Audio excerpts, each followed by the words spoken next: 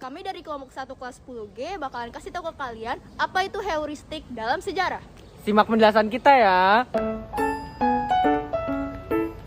Heuristik berasal dari bahasa Yunani yaitu heurisein yang berarti memperoleh atau mendapat. Heuristik merupakan tahap pengumpulan sumber-sumber sejarah. Dalam tahap ini, peneliti mengumpulkan seluruh sumber yang berkaitan dengan topik penelitian. Adapun contoh dari penerapan heuristik dalam penelitian adalah menentukan tema penelitian berhubungan dengan sejarah. Misalkan sejarah pertumbuhan kerajaan Majapahit di Indonesia yang merupakan kerajaan terbesar pada masanya.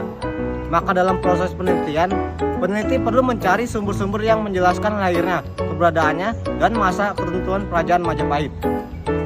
Tahapan penelitian heuristik dalam sejarah. Yang pertama, menentukan tema atau judul.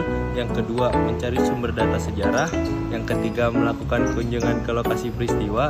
Yang keempat, mengkaji dan menganalisis sumber sejarah. Yang kelima, menyusun laporan hasil analisis sumber sejarah. Selanjutnya yaitu strategi dalam heuristik.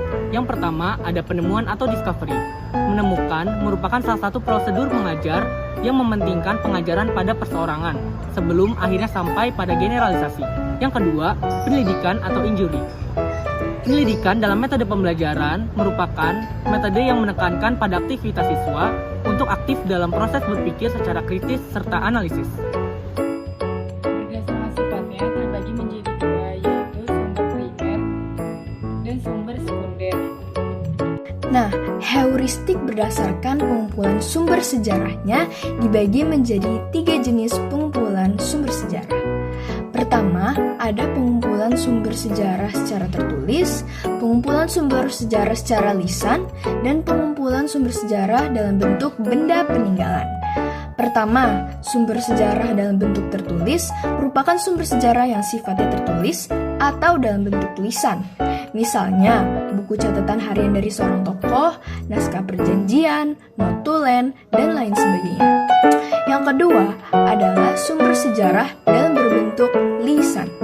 Sumber sejarah dalam bentuk lisan merupakan sumber sejarah yang didapatkan secara lisan, bisa dari hasil wawancara dengan tokoh, kerabat tokoh, maupun mendengarkan cerita dari masyarakat yang tinggal di lokasi bersejarah yang sedang diteliti. Yang ketiga, sumber sejarah dalam bentuk benda peninggalan. Sumber sejarah dalam bentuk benda peninggalan merupakan sumber data sejarah yang diperoleh dari benda-benda peninggalan sejarah dalam bentuk dan jenis tertentu. Misalnya, benda-benda